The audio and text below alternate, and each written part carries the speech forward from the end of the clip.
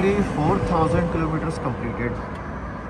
तो अब इसका रिव्यू देने का, ओनरशिप एक्सपीरियंस देने का इज़ द राइट टाइम।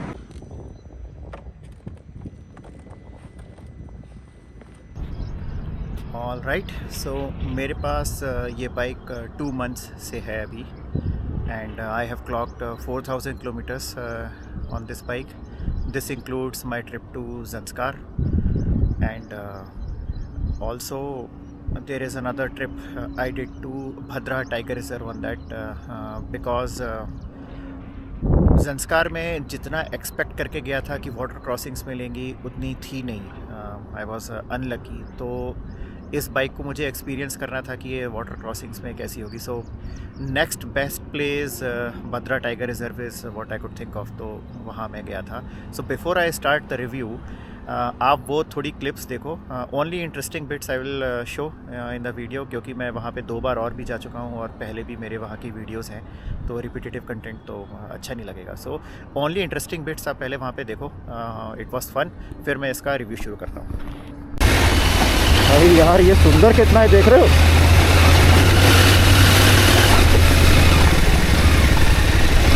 सही सही सही जा रहे हो. Good good. रुकना नहीं, बस रुकना नहीं. बहुत सही. हाँ,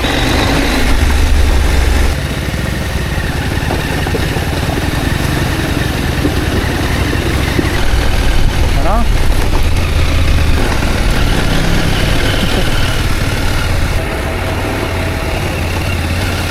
बहुत बढ़िया निकोल, बहुत शानदार, वेरी गुड.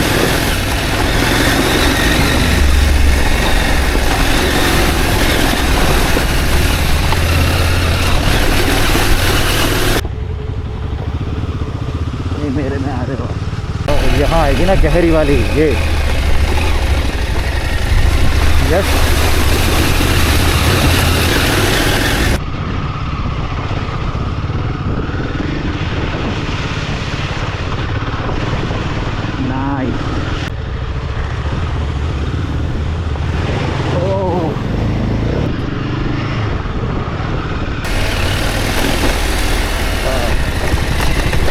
ये तो बड़ा वाला है रे.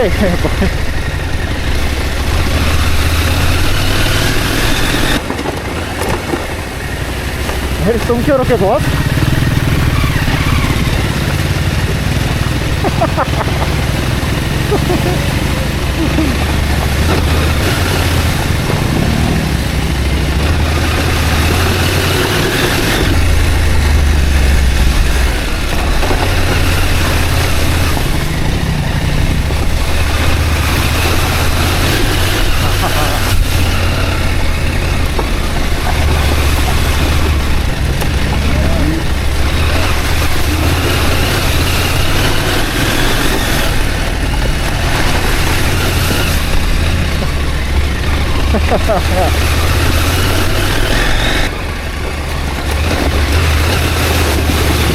अरे तुम्हारी तुमने कभी सोची है?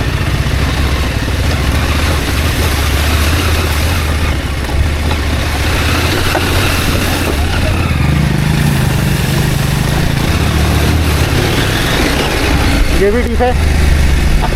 हाँ,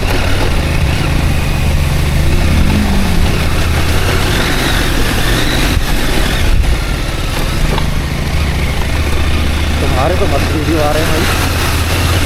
अरे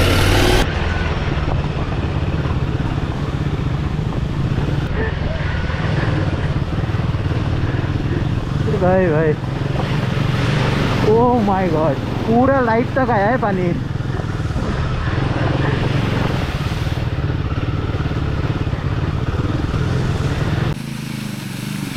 कुछ नहीं है, गहरा नहीं है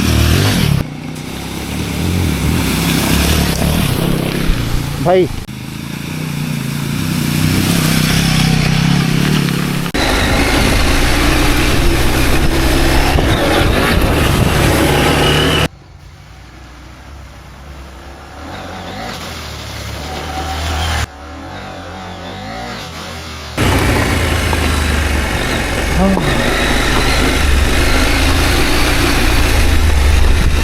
गहरा है ये. बहुत क्लोजली फॉलो करूंगा. जाओ.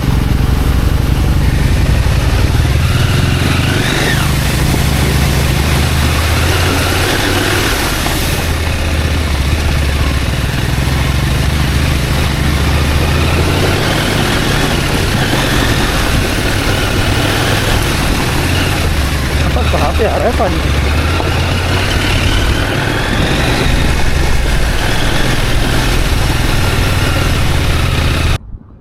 ओके, सो होप आपको वो क्लिप्स और वीडियोस अच्छे लगे होंगे भद्रा टाइगर रिजर्व के। And now coming to the review. तो माय पॉइंट इज़ कि बहुत ज़्यादा टेक्निकल रिव्यू मैं नहीं देना चाहता। यूट्यूब भरा पड़ा है ऐसे वीडियोस से। बहुत एक्सपर्ट्स लोग हैं जो मेरे से ज़्यादा जानते हैं टेक्निकलिटीज़ के बारे में। सो टेक्निकल पॉइंट्स पे इसका रिव्यू देना तो I don't think I will not be able to do justice, तो मैं वो नहीं करना चाहता। I will however share my thoughts, my experience, what I like and what I don't like about this bike.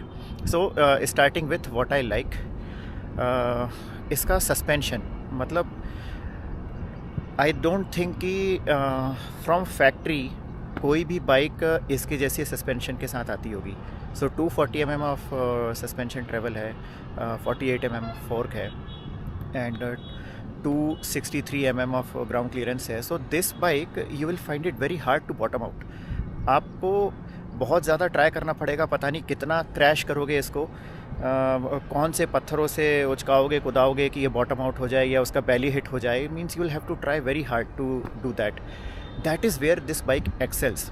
मेरा Zanskar trip में this bike was flying on the off road और any obstacles. Although बहुत ज़्यादा of road तो मिला नहीं, Zanskar almost 50% तो road हो गया है, बट जितना भी मिला I was so confident and this bike was feeling indestructible. So suspension is I think the best part of this bike. Second is the engine. Now engine में it is very peppy. मतलब इसको if you are in the right rev range और उसके बाद अब आप इसको throttle twist करो तो बहुत अर्जेंसी के साथ पावर डिलीवरी देती है बाइक।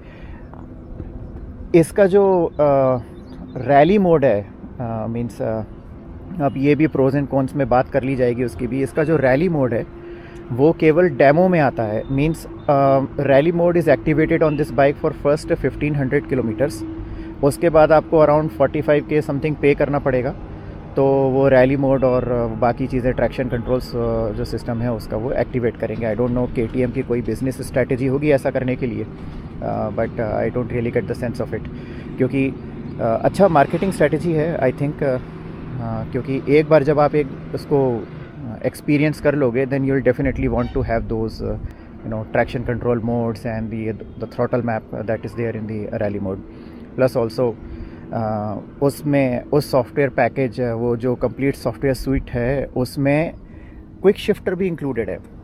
सो 1500 किलोमीटर्स के बाद इसका क्विक शिफ्टर भी आपको पे करके ही एक्टिवेट करना पड़ेगा। सो इसको प्रोज एंड कॉन्स में पता नहीं डालें या नहीं डालें, द बाइक इज़ रेडी, उसके पास हार्डवेयर है, लेकिन विदाउट सॉफ्टवेयर एक्टिवेशन के वो चलेगा नहीं। सो आई डोंट नो, जो भी लेगा आई थिंक उसको करवाना ही पड़ेगा, एटलीस्ट क्विक शिफ्टर के लिए तो करवाना ही पड़ेगा।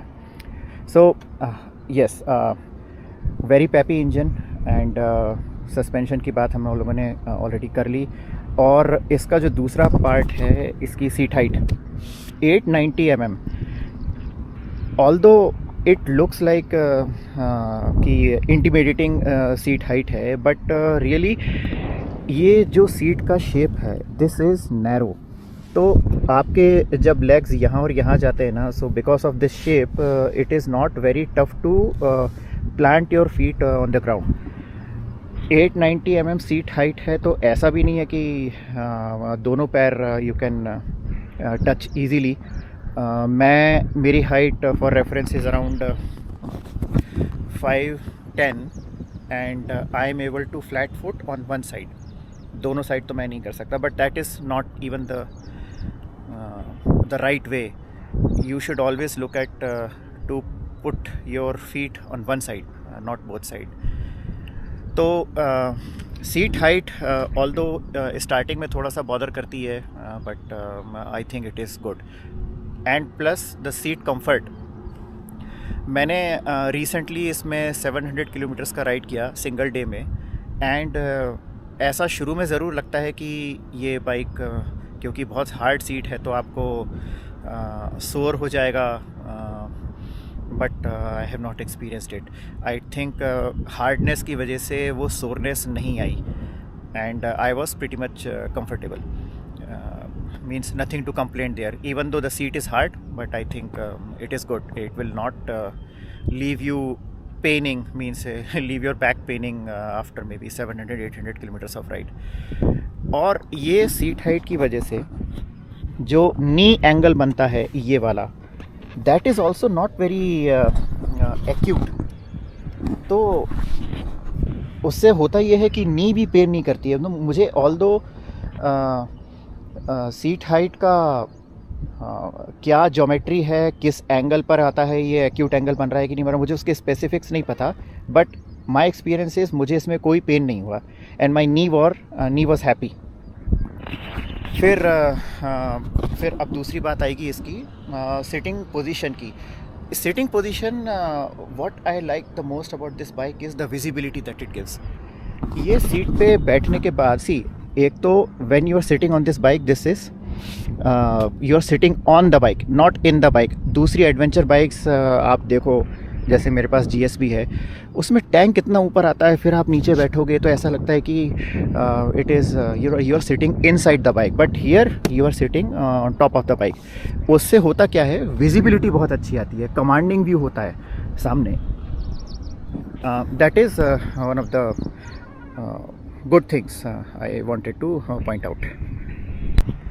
And now let us talk about some of those issues which are highlighted by the owners of this bike internationally, कि इसके camshaft issues हैं और bluing of camshaft है और reliable नहीं है, software glitches आती हैं.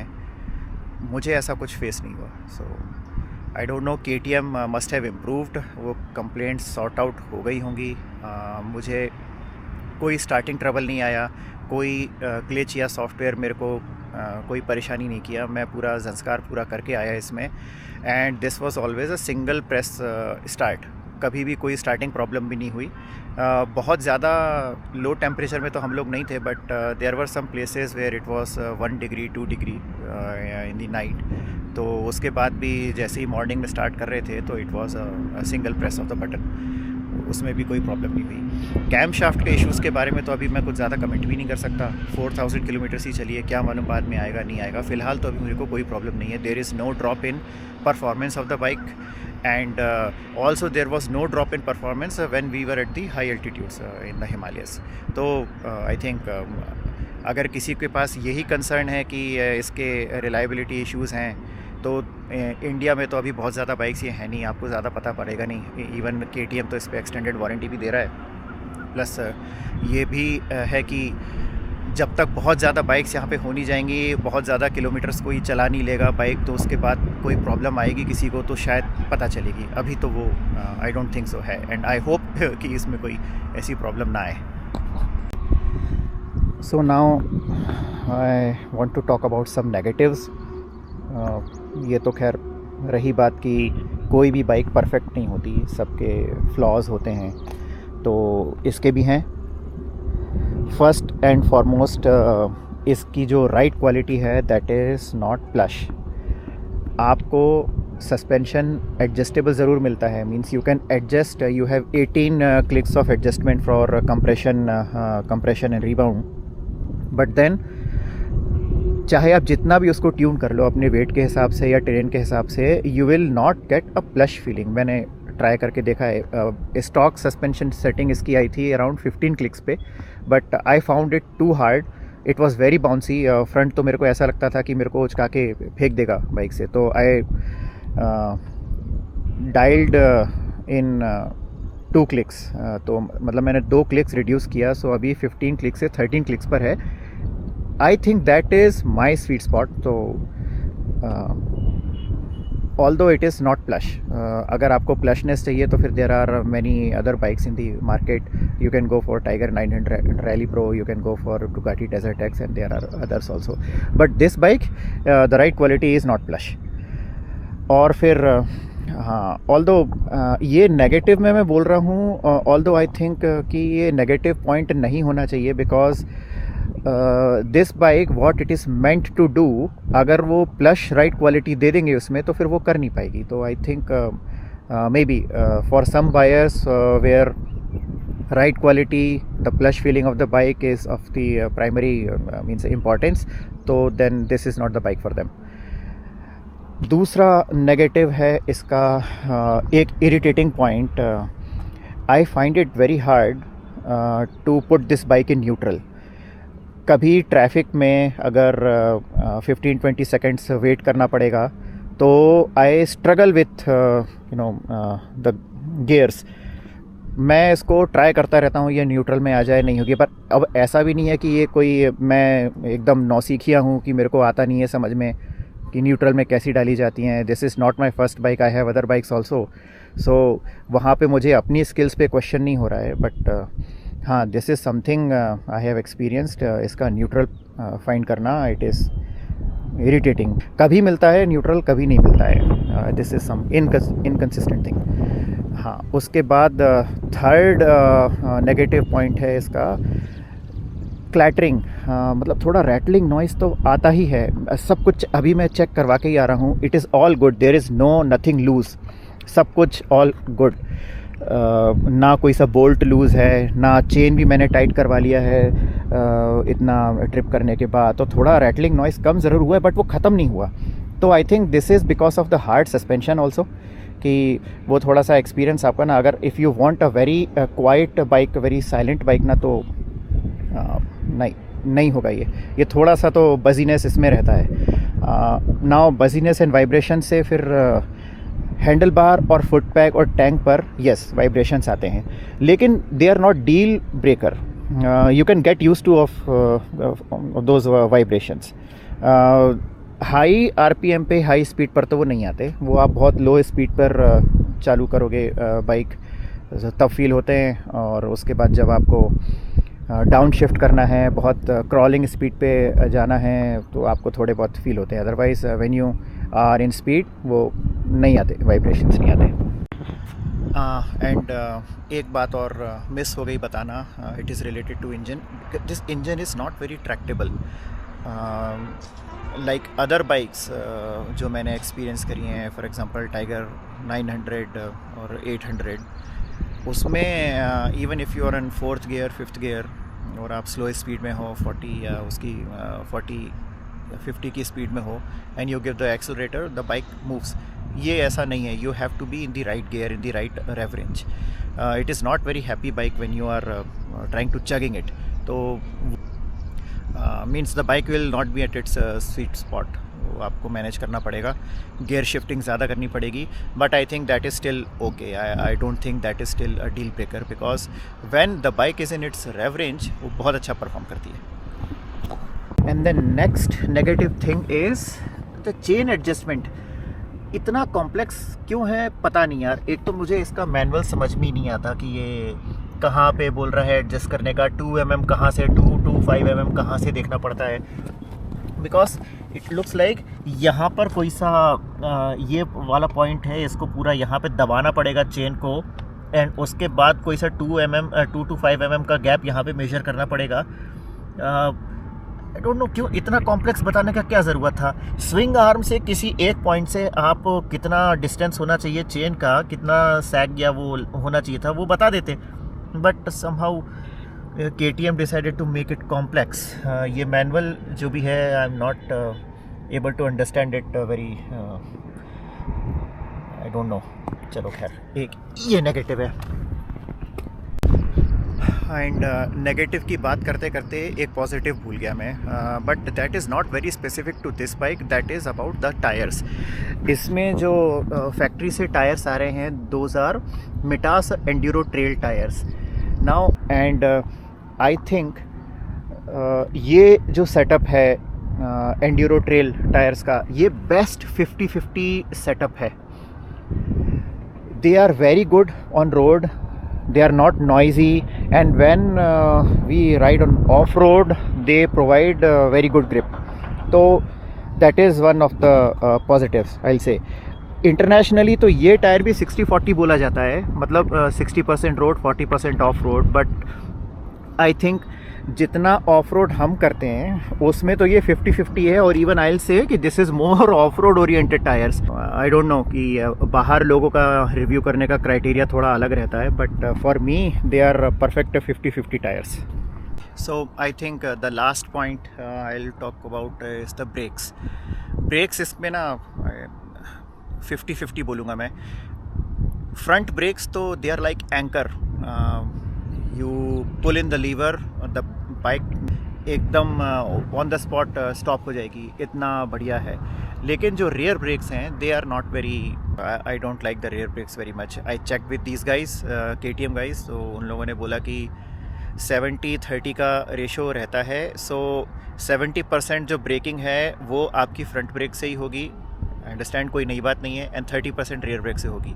अरे लेकिन रेयर ब्रेक प्रेस करो तो फील तो आनी चाहिए कि रेयर ब्रेक लग रहा है, बट वो इसमें मेरे को उतना फील आता नहीं है। But they are saying this is how the setup is, so okay. But कोई भी नर्वसनेस फीलिंग नहीं आती है if you apply both the brakes, तो bike can stop at you know at any point where you want to stop it. तो also dive होता ज़रूर है ब्रेक मारने पे, ऑफ कोर्स 240 mm का सस्पेंशन ट्रेवल है, डाइव तो होगा। अगर आप इस बहुत ज़्यादा किसी अर्जेंट सिचुएशन में इसको स्टॉप करोगे, डाइव ज़रूर होगा, लेकिन तब भी नर्वसनेस नहीं आती, बाइक रिमेन्स स्टेबल। तो और now that brings me to the point again, this is a positive, bike is very flickable, weight management is spot on, top heavy बिल्कुल फील नहीं होती, it is very nimble between your between your legs. तो इसको flick करना बहुत easy है, और yeah that's it. So I think I have covered almost every point what I wanted to discuss about the bike. Ab question remains, who is this bike for? So ये बात तो बहुत personal level पर है, depends on your choice, your style of riding. लेकिन अगर anybody who wants to have a off-road biased adventure bike, means somebody is going to travel long distance only to get on some or to ride on some very enduro type trails, so then go for this bike. But if you are a rider who will mostly go for breakfast rides, maybe will do occasional touring, will not prefer too much of off-road, plush ride quality is your primary concern, not primary means primary requirement of having an adventure bike, then this is not the bike for you. Maybe you should go for Desert X or Tiger 900 Rally Pro. Also